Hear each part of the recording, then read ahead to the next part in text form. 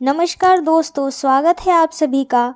Nitin video हम physical and education के evening shift के पेपर को सॉल्व करने वाले हैं। तो हमारा फर्स्ट क्वेश्चन है कि शारीरिक शिक्षा का लक्ष्य किसी व्यक्ति का डैश होता है। तो जो शारीरिक शिक्षा होता है वो हमारा समग्र विकास होता है। तो आपका आंसर घ था। सेकंड क्वेश्चन है खेलो इंडिया कार्यक्रम सत्र डैश में शुरू हुआ था। तो हमारा आंसर घ था। कल के पेपर में भी ये आया था लॉन्ग क्वेश्चन में, तो मैंने बताया था। तो अगर आपने देखा होगा तो आपने सही आंसर लगा दिया होगा।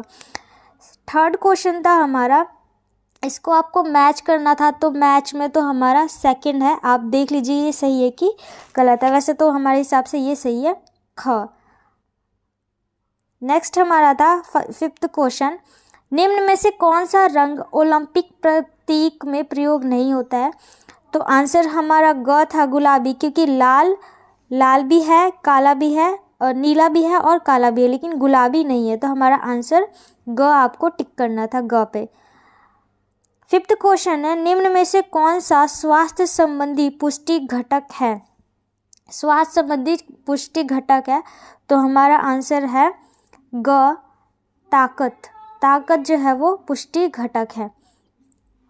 सिक्स्थ क्वेश्चन है, निम्न में से कौन सी संचलन कोहनी के जोड़ से संभव नहीं है। यानी जो कोहनी है उसके जोड़ से संभव नहीं है। तो हमारा आंसर क है, अपवर्तन। हमारा क्वेश्चन नंबर 7 है, पहले कथन और कारण पढ़ना है, फिर इसके हमें क्या करना है, आंसर देने हैं। तो पहला है कि महाधमनी मानव शरीर की सबसे बड़ी धमनी है, बिल्कुल सही। फुसफुसिया धमनी ऑक्सीजन युक्त रक्त ले जाती है, तो ये गलत है। तो हमारा आंसर ग रहेगा, ए सच है लेकिन आर झूठ है।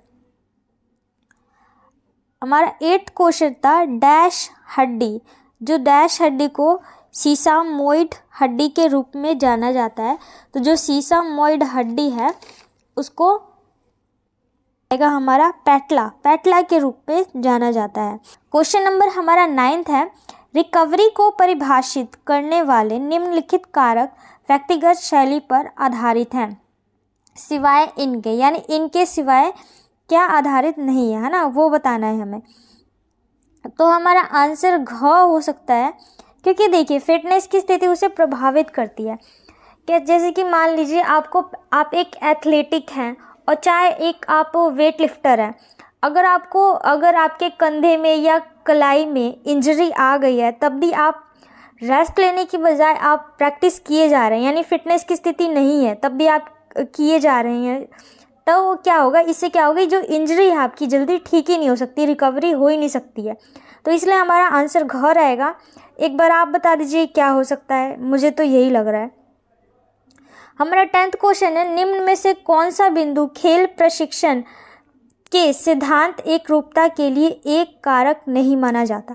जो लिंग है वो एक कारक नहीं माना जाता, यानी कि जो लिंग है हर जगह मतलब एक रूपता पाई जाती है लिंग को, जैसे चाहे वो मेल हो फीमेल हो, हर जगह कहीं पे भी जाके खेल सकता कोई भी गेम। नेक्स्ट है, वर्ल्ड हेल्थ ऑर्गेनाइजेशन द्वारा परिभाषित किशोर अवस्था डैश वर्ष में आई थी। तो जो वर्ल्ड हेल्थ ऑर्गेनाइजेशन है ना, उसने बताया है घ, यानी 10 से 19 वर्ष होनी चाहिए आपकी वायु। W के बीच के जो बच्चे हैं उनको वो किशोर अवस्था में रखता है, WHO वर्ल्ड हेल्थ ऑर्गेनाइजेशन जो है। 12वां क्वेश्चन है हमारा, कौन सा ओलंपिक मूल्य बाधाओं को तोड़ते हुए व्यक्ति के लिंग, क्षमता, संस्कृति, जाति या धर्म जैसे मतभेद से परे देखने के लिए प्रोत्साहित करता है। तो हमारा आंसर घ होगा, ईमानदारी, क्योंकि उसमें उत्कृष्टता भी होती है, सम्मान भी होता है, दोस्ती भी होता है, लेकिन ईमानदारी नहीं होती। तो इसलिए ये क्या करता है, उसको प्रोत्साहित देता है, धर्म जैसे भेदभाव को प्रोत्साहित करता है। नेक्स्ट है, ओलंपिक ध्वज डैश रंग होते हैं। जो ओलंपिक ध्वज होते हैं उसमें कितने रंग होते हैं। तो उसमें हमारे 3 ही रंग होते हैं ना वैसे तो ओलंपिक ध्वज में, अगर टोटल मिलाया जाए तो 4 रंग होंगे। टोटल मिलाया जाए तो 4 रंग हो गए, क्योंकि 3 छल्ले होते हैं और एक वो जो ध्वज होता है उसका अलग रंग होता है। तो हमारा 4 आंसर वैसे 4 होना चाहिए, 5 रंग नहीं होते, 4 रंग होते हैं, नीला, काला, लाल और जो ध्वज होता है वो ध्वज का रंग, तो 4 रंग होते हैं ओलंपिक ध्वज के। तो आंसर हमारा 4th होगा। फिर 14 क्वेश्चन, अष्टांग योग का कौन सा तत्व बाहरी वस्तुओं के पांचों क्या है इंद्रियों की वापसी को संदर्भित करता है? तो हमारा आंसर रहेगा घ, जो प्रत्याहार है वो इसका आंसर रहेगा। नेक्स्ट है हमारा 15 क्वेश्चन, डैश मानव शरीर की सतह माप का आकलन करने का विज्ञान है। जो सतह माप करने का आकलन का विज्ञान है, तो हमारा आंसर होगा ख, स्वास्थ्य संबंधी फिटनेस परीक्षण, यह हमारा आंसर था। अब है 16 क्वेश्चन, निम्न में से डोपिंग की किस विधि से शरीर में पानी की और नमक की कमी हो जाती है? पानी की और नमक की कमी हो जाती है, यानी कौन सी डोपिंग है जिसके जरिए क्या होती है, पानी और नमक की कमी हो जाती है? तो हमारा आंसर ख था, मूत्रल। मूत्रल इसका आंसर था, ख आंसर था हमारा। 17 क्वेश्चन है, डैश खेल टीम में सामंजस्य का निर्धारण नहीं करती। तो हमारा आंसर क होगा, जो वित्त है, वित्त के कारण खेल में सामंजस्य होने ना होने का कोई प्रभाव ही नहीं पड़ता। जैसे कि टीम का फैक्टर ज़रूरी है, व्यक्तिगत कारक हो सकता है सामंजस्य को, नेतृत्व का कारण हो सकता है, लेकिन जो वित्तीय है ये नहीं हो सकता। इसके द्वारा हम निर्धारित नहीं कर सकते कि खेल में सामंजस्य हो। तो हमारा आंसर क था। 18वां क्वेश्चन है, निम्न में से कौन सा पारंपरिक खेल है? तो इसमें से हमारा आंसर होगा घ, जो गिल्ली डंडा है वो हमारा पारंपरिक खेल है। अब हमारा आता है 19 क्वेश्चन, यानी जो 2 मार्क्स में लिखना है इसको। तो खेलों में प्रौद्योगिकी के संबंध की 4 बदलती प्रवृत्तियों का उल्लेख करना था आपको। जो प्रौद्योगिकी है वो किस प्रकार से बदल रही है, यानी कि आप देखते हैं कि जो भी बल्ले बनाए जाते हैं, जो भी टी शर्ट बनाए जाते हैं, मतलब जो भी खेल से रिलेटेड मतलब इक्विपमेंट्स, जो उपकरण बनाए जाते हैं, तो आप देखेंगे कि उसमें क्या हो रहा है, एक प्रकार का बदलाव आता जा रहा है। उसमें जो उसकी प्रवृत्ति है वो क्या हो रही है, धीरे धीरे बदलती जा रही है समय के अनुसार। तो ये सारी चीज़ें आपको बतानी थी कि कैसे उसको स्पॉन्सरशिप दिया जा रहा है, कि एक मतलब एक प्रौद्योगिकी, यानी कि किस तरीके से उसका टेक्नोलॉजी उसमें आ गई है। जैसे कि स्पोर्ट्स में पहले देखते थे कि क्रिकेट होता था, तो पहले क्या होता था कि अगर बंदा आउट हो गया तो सीधे आउट ही हो जाता था, वो ग्राउंड के बाहर चला जाता था। लेकिन अब टेक्नोलॉजी के माध्यम से क्या हो गया है कि अगर बंदा आउट है तो वो रिव्यू ले लेता है, फिर रिव्यू के माध्यम से फिर जो अंपायर है दोबारा रीचेक करता है, क्योंकि उसके पास अब टेक्नोलॉजी आ गई हैं, कैमराज आ गए हैं, फ़ोटो क्लिक हो जाते हैं, चीज़ें रिकॉर्ड हो जाती हैं सारी। तो इसके माध्यम से क्या हो गया, जो खेलों में क्या हो गया, परिवर्तन आ गया। जो सुविधाएं पहले नहीं थी अब आ गई हैं।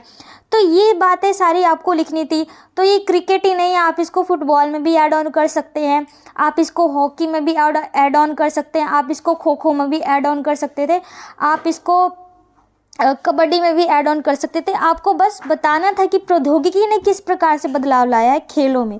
तो ये सारे कारक थे, बहुत सारे कारक हैं कि अब मतलब जो शूज़ हैं उनके वो चेंज हो गए हैं, मतलब खिलाड़ियों को मतलब सपोर्ट के लिए बहुत सारी चीज़ें अंदर पहनाई जाती हैं। तो इन सारी चीज़ों ने क्या किया, खेल दुनिया जो है, खेल जगत है, उसको क्या कर दिया, बदल दिया है। तो आई होप आपने लिख दिया होगा अच्छे से। नेक्स्ट हमारा क्वेश्चन था, शारीरिक अक्षमता के 4 प्रकार बताने थे आपको। तो ये इजी ही था, कल के क्वेश्चन में भी मैंने सॉल्व कराया था। आई होप आपने अगर देखा होगा तो कर ही लिया होगा। वैसे अंधापन होता है, कम दृष्टि होती है, बधिरता होती है, यानी जिन्हें सुनाई नहीं देता, और चौथा हमारा होता है कुष्ठ रोग। आप इसमें कुछ भी मतलब आप ऐसे भी लिख सकते थे, फिजिकली डिसेबल, ब्लाइंडनेस, डम्बनेस एंड मतलब और भी कई सारी चीज़ें होती हैं, आप इसे लिख सकते थे। 21वां हमारा जो क्वेश्चन था, इसमें आपको बताना था यम के किन्हीं 2 तत्व का अर्थ बताना था आपको। तो जो यम होता है ना, वो संयम का, यानी संयम का ही प्रतीत होता है ना, संयम, यानी इसमें कि बहुत ज़्यादा शांति रहती है यम के। यम एक योग मुद्रा है ना, तो इसमें आपको बताना था इसके तत्व। तो इसमें अहिंसा भी हो सकता है, सत्य भी होता है, असत्य भी होता है, ब्रह्मचार्य भी होता है। तो आपको आपको इन चारों में से या पांचों में से किसी दो को लिखना था। नेक्स्ट है हमारा 22वां क्वेश्चन था, किन्हीं दो किशोर अवस्था समस्या का वर्णन कीजिए। ये क्वेश्चन आपके कल के पेपर में भी आया था, मॉर्निंग के में भी, और ये मैंने सॉल्व करा दिया था। अगर आपने कर दिया होगा तो आई होप आपने कर ही दिया होगा, अगर सुना होगा वीडियो देखा होगा तो मैं बता देती हूँ दोबारा से। तो इसके 4-5 पॉइंट्स है। तो पहला पॉइंट्स है इसमें हमारा कि शारीरिक समस्याएं आ जाती हैं। उनके अंदर क्या होता है, जो बच्चे होते हैं उनके अंदर शारीरिक समस्याएं उत्पन्न होने शुरू हो जाती है। जो किशोर होते हैं, शारीरिक समस्याएं यानी कि उनके शरीर क्या होते हैं, बढ़ने लगते हैं एकदम से। तो उसको देख के वो क्या होते हैं, चिंतित हो जाते हैं, आक्रामक हो जाते हैं। आक्रामक यानी कि उनके अंदर गुस्सा होता है, इस समय में आक्रामक व्यवहार होता है। अगर आप किसी भी किशोर से मिलेंगे 12 से 18 वर्ष के बच्चे से, तो आप देखेंगे कि बहुत ज़्यादा आक्रामक होता है। किसी भी चीज़ को मतलब बहुत ज़्यादा, जरा सा कुछ बोलो नहीं, गुस्सा में आग बबूला हो जाता है। तो क्या होती है, आक्रामक की समस्याएं होती हैं।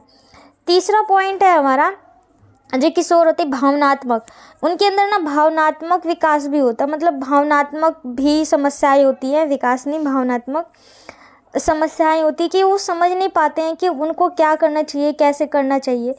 तो जैसे कि वो ज़्यादा खुश होंगे तो ज़्यादा खुशी हो जाएंगे, ज़्यादा दुखी होंगे तो ज़्यादा दुखी हो जाएंगे, डिप्रेशन में चले जाएंगे। मतलब एक तरीके से अगर मतलब बहुत सारी उनके अंदर भावनात्मक वाली चीज़ें चली जाती हैं।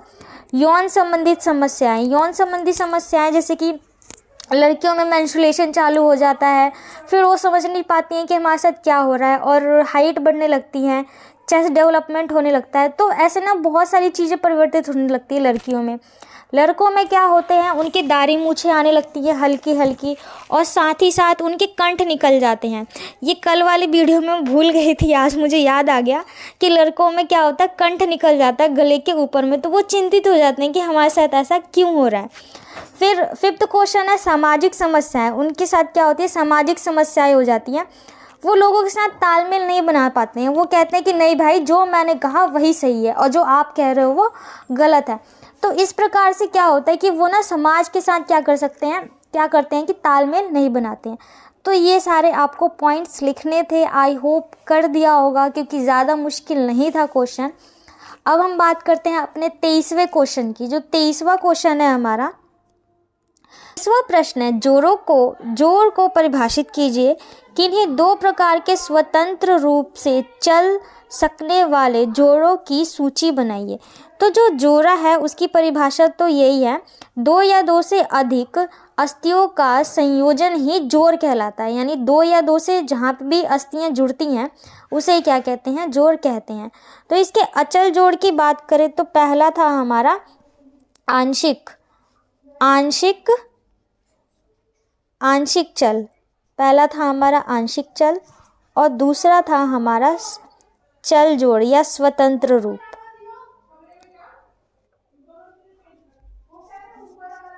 ठीक है, स्वतंत्र रूप या फिर चल जोड़, आपको यही लिखना था। तो इस प्रकार से ये बताए गए थे। तो इस प्रकार से आपको ये 2 प्रकार लिखने थे। क्वेश्चन है, घुटने के जोड़ पर संभव 2 संचलन को परिभाषित कीजिए। तो घुटने के जोड़ में मुख्य हलचल स्पैटजिल और घुटने का फ्लैक्सल और विस्तार। तो आपको ये इस प्रकार से लिखना था। हमारा 25वां क्वेश्चन था, शारीरिक शिक्षा में 3 शारीरिक पुष्टि मुख्य करियर विकल्पों की व्याख्या करनी थी। यानी शारीरिक शिक्षा में जो करियर है उसको आपको बताना था कि जो करियर है वो कितने प्रकार के होते। तो शारीरिक शिक्षा में तो देखिए वैसे तो बहुत सारे हैं। पहला तो था शिक्षा संबंधित करियर, दूसरा था प्रशासनिक करियर, तीसरा है स्वास्थ्य संबंधित करियर, चौथा है प्रदर्शन संबंधित करियर, और 5वां था संचार माध्यमों में करियर। तो ये आपको 4-5 जितने थे बता देने थे। वैसे तो 3 ही पूछे थे तो 3 ही आपको बताने थे, इनको एक्सप्लेन कर देना था। जैसे कि आप टीचर बन सकते हैं, प्रशिक्षण यानी ट्रेनर बन सकते हैं, तीसरा यानी स्वास्थ्य संबंधित करियर जैसे कि हेल्थ केयर और फिजियोथेरेपिस्ट बन सकते हैं, प्रदर्शन संबंधित करियर यानी कि खिलाड़ियों के रूप में, या फिर आप एक अधिकारी के रूप में बन सकते हैं। संचार माध्यमों में जैसे कि खेल पत्रकार बन सकते थे आप, या पुस्तक लेखक, या फोटोग्राफर, यानी जो खेल से संबंधित सारी फोटोग्राफी करता है। और पुस्तक प्रकाशक भी बन सकते थे आप, एडिटर। और खेल प्रसारण भी, यानी खेल को प्रसारण करने वाले, जैसे कि दूरदर्शन वगैरह पे आप देखते हैं कि जो खेलों के सारे न्यूज़ बताते हैं। तो इस प्रकार से आपको सारे करियर विस्तार से बताने थे। वैसे तो 3 ही बताने थे, कोई से भी 3 आप बता सकते थे। 26वां प्रश्न था हमारा। 26वां प्रश्न था, खेलों में बायोकेमिकल्स यानी जीव यांत्रिकी विज्ञान के 3 महत्व संक्षेप में बताने थे।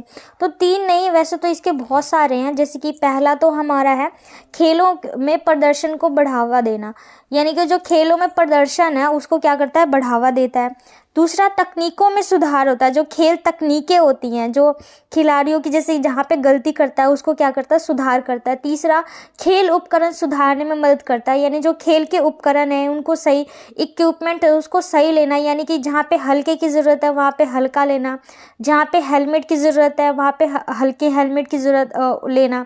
मतलब खिलाड़ियों को मतलब अच्छी तरीके से जो जिससे उनका प्रदर्शन सही हो उसको देना। चौथा है खेल चोटों से बचाव होता है, इसके ज़रिए क्या होता है, जो खेल चोटें हैं उससे भी बचाव होता है। पांचवा, प्रशिक्षक तकनीकों में सुधार होता है, जो प्रशिक्षक होते हैं, जो ट्रेनर होता है उसको क्या होता है, सही तरीके से उसको शिक्षा दी जाती है कि उन कम शक्ति में वो अच्छे से कैसे प्रदर्शन कर सकते हैं, जितने उसके पास उपलब्ध शक्ति है उसका कार्य ढंग से कर सके। तो इस प्रकार से।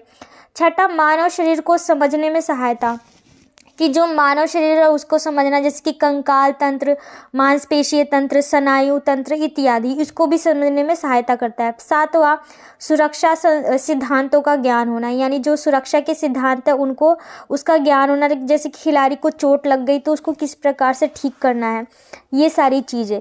तो ये सारी चीज़ें आपको बतानी थी। वैसे तो 3 ही बतानी थी। आप आई होप कि कोई 3 आपने बता ही दिया होगा। 27वां प्रश्न था, शारीरिक पुष्टि को परिभाषित कीजिए। स्वास्थ्य और कौशल संबंधित पुष्टि के 2-2 घटक लिखने थे। तो आपको यहाँ पे क्या करना था, शारीरिक पुष्टि बताना था कि जो शारीरिक पुष्टि है वो क्या है। तो जो शारीरिक पुष्टि है, एक साधारण व्यक्ति के शारीरिक पुष्टि का अर्थ होता है, यानी एक जो साधारण व्यक्ति होता है उसमें शारीरिक पुष्टि का अर्थ होता है दैनिक कार्य करने की क्षमता से, कि वो दैनिक कार्य को किस प्रकार से कर रहा है, यानी कि वो जो दिन प्रतिदिन जो उसके दैनिक कार्य है जो हर दिन उसे करता है वो किस प्रकार से करता है, जिसमें वह बिना थकान अनुभव किए, बिना किसी मतलब झिलमिलाहट के, यानी कि कोई भी कार्य कर रहा है आसानी से कर ले रहा है। उसके साथ साथ कार्य समाप्त करने के बाद भी उसके अतिरिक्त कार्य करने की पूर्ण शक्ति रहती है। तो उसे ही क्या कहते हैं, शारीरिक पुष्टि। यानी कि एक व्यक्ति जो है कोई भी कार्य कर रहा है, जैसे कि आप लोग हैं, सुबह मॉर्निंग में स्कूल जाते हैं, फिर 1-1:30 बजे तक घर आते, फिर उसके बाद आपको खा पी के फिर आपको स्कूल के होमवर्क भी करने होते हैं, फिर मम्मी ने कुछ काम बता दिए तो वो भी करने होते हैं, फिर उसके बाद आपको ट्यूशन जाना होता है, फिर ट्यूशन के वर्क करने होते हैं, फिर रात में आके फिर हेल्प करानी होती है, फिर उसके बाद सोने से पहले भी कई काम करने होते हैं। तो ये जो हमारे दैनिक कार्य है ना, उसको क्या करना, सुचारू रूप से यानी बिना थके आराम से कर लेना, इसको ही कहते हैं शारीरिक पुष्टि, साफ शब्दों में। फिर इसके क्या बताने थे, कौशल संबंधित, यानी कि किसके जो कौशल संबंधित है इसके मतलब कितने घटक हैं। तो आप कौशल संबंधित इसके घटक की बात करें तो 4-5 है वैसे तो, जैसे कि लचक हो गया, मांसपेशीय सहन क्षमता हो गई, मांसपेशीय शक्ति हो गई, शरीर की रचना या संयोजन हो गया, हृदय श्वसन क्षमता हो गई। तो ये सारी बातें आपको लिखनी थी इसमें। फिर हमारा 28वां क्वेश्चन है हमारा, खेलों में शरीर को शीतल करने के लिए सिद्धांत क्या थे, यानी कि इसमें आपको कूलिंग डाउन के सिद्धांत बताने थे। जैसे कि मैंने कल की वीडियो में बताया था, warming up and cooling down 2 तरीके के होते हैं। जब भी हम कोई भी प्रशिक्षण करते हैं या ट्रेनिंग करते हैं, चाहे कुछ भी एक्सरसाइज करते हैं, तो सबसे पहले तो हम अपने शरीर को गर्म करते हैं, फिर उसके बाद कूलिंग डाउन करते हैं। तो कूलिंग डाउन के यहाँ पे 3 तरीके बताए हैं। तो इसके 3 तरीके होते हैं। पहला तो हमारा है नशों की दर को कम करना। जो नशों की दर है, नाड़ी की जो दर है, यानी कि जो हमारी नाड़ी चलती है, जो सांस है, नाड़ी बोलते हैं ना, जो दिल की धड़कन होती है, जो दिल की धड़कन होती है उसको क्या करना है, कम करना होता है। जी कि जैसे हम देखते हैं एक्सरसाइज करते हो तो हमारी दिल की धड़कन क्या होती है, तेज हो जाती है। तो नाड़ी के दर को कम करना था। दूसरा हमारा पॉइंट था जोड़ों को आराम देना। जो हमारे जोड़े हैं, जैसे कि अगर हमने पुशअप किया है, चाहे कोई अन्य एक्सरसाइज किया, तो हमारी सारी जोड़ों मतलब एकदम से काम करने लगती है, तो उसको क्या करना, आराम देना, तभी कूलिंग डाउन हो रहा। और तीसरा है मांसपेशियों को खिंचाव। जैसे कि जो मांसपेशियां हैं उनको क्या करना, थोड़ा थोड़ा मूव करना है इधर से उधर, ताकि वो सही तरीके से मतलब फिट हो जाए। क्योंकि जब हम एक्सरसाइज करते हैं तो क्या होती हैं, वो फैल जाती हैं, फिर बाद में क्या होती है, सिकुड़ने चालू हो जाती हैं। तो इस प्रकार से आपको ये बताना था। फिर हमारा 29 क्वेश्चन था, अक्षमता और विकार से आप क्या समझते हैं। तो जो अक्षमता होती है ना, वो हमें क्या होती है, मतलब ये हमें जन्मजात प्राप्त होती है। जो अक्षमता होती है, अगर कोई व्यक्ति बहरा है, चाहे ब्लाइंड है, और चाहे वो सुन नहीं सकता या बोल नहीं सकता, तो ये तो जो सारी चीज़ें हैं ना, वो हमें जन्मजात मिली होती है। लेकिन जो विकार क्या होता है, तो जो विकार होता है एक प्रकार से बिगड़ना होता है। बिगड़ना यानी किसी घटना के कारण या दुर्घटना के कारण। मान लीजिए आप एक स्वस्थ व्यक्ति हैं, आपको कोई भी आकार क्या बोलते हैं, अक्षमता नहीं है, आप ठीक से चल पाते हैं, देख पाते हैं, लेकिन क्या होता है, अचानक आपका एक्सीडेंट होता है और एक्सीडेंट में आपके पैर चले जाते हैं। पैर चलने जाने के बाद आपके पैरों को काटना पड़ जाता है कई दफ़ा आपके सिर पे चोट लग जाती है, तब भी आपके पास ब्लाइंडनेस आ जाती है। तो विकार उसे ही कहते हैं जो कि हमें मतलब कुछ गलतियों के कारण हमें प्राप्त हुआ। तो इस प्रकार के जो चीज़ें होती हैं ना, उसे हम विकार कहते हैं। यानी कि पहले ठीक होता है व्यक्ति, लेकिन कुछ एक्सीडेंटल होने के साथ ही क्या होता है, उसके अंदर समस्याएं उत्पन्न हो जाती हैं। तो ये बातें आपको बतानी थी। फिर हमारा 30वां प्रश्न था, खेलों में प्रशिक्षण, मापन एवं मूल्यांकन के महत्व को बताना था। जो खेल होते हैं उसमें प्रशिक्षण, मापन और मूल्यांकन का क्या मतलब होता है, इसके 3 महत्वपूर्ण चीज़ें बतानी थी। इसकी 3 चीज़ें, पहला था कि उद्देश्य निर्धारण करना, जो उनके है उद्देश्य को निर्धारण करता है। दूसरा है हमारा खिलाड़ियों का मूल्यांकन करता है। तीसरा है हमारा क्षमताओं एवं योग्यताओं की जानकारी मिलती है। चौथा है हमारा खिलाड़ियों की आवश्यकताओं की जानकारी मिलती है। तो ये सारी चीज़ें जो हैं मापन, परीक्षण एवं मूल्यांकन हमें सिखाता है या देता है। तो ये इम्पोर्टेंट्स आपको लिखने थे। 31 प्रश्न था हमारा, एक आपको ड्राइंग दिया हुआ था, उसको देख के आपको आंसर सॉल्व करना था। तो पहला तो हमारा था कि पहली तस्वीर को दर्शाती है, तो ओलंपिक चिन्ह को दर्शा रही है। दूसरा चित्र डैश का प्रतीक है, तो मिसाल होता है ना, मिसाल कह रही हूँ, जो मशाल होता है ना ओलंपिक में, उसको आपको बताना था कि मशाल होता है, उसको बताना था। तीसरा प्रश्न था, जैसा कि आपने पहली तस्वीर में देखा 3 शब्द शिटियल, आर्टियलम और फोस्टियम देखे, तो यहाँ पे आर्टियम का अर्थ बताना था, तो इसका अर्थ था ऊंचा कूदना। फिर हमारा घ था ओलंपिक प्रतीक। ओलंपिक प्रतीक का होता है छल्ले, जो क्या होता है ओलंपिक प्रतीक में क्या थे, जो छल्ले थे उनको बताना था ना। और हमारा आखिरी था ये, क्योंकि अथवा में था, ये भी आप कर लीजिए, इसका अर्थ था तेज फेंकना। तो इस प्रकार से इसके आपके सारे आंसर सॉल्व करने थे। फिर हमारा 32 मुझे समझ में नहीं आया, तो इसलिए मैं करा नहीं रही।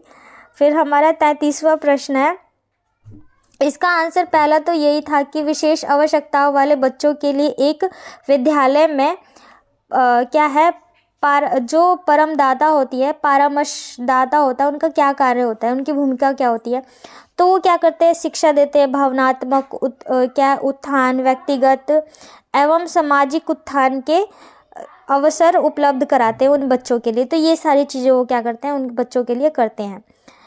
दूसरा प्रश्न है, विशेष आवश्यकता वाले बच्चों को अपने शरीर का सर्वोत्तम संभव उपयोग प्राप्त करने और बनाए रखने में मदद करने के लिए व्यायाम उपयोगी होता है। तो इसमें आपका आंसर था फिजियोथेरेपिस्ट। ये फिजियोथेरेपिस्ट होता है ना, जो उनको थोड़ा एक्सरसाइज, व्यायाम वगैरह कराते हैं। तो ये आंसर होना था आपका।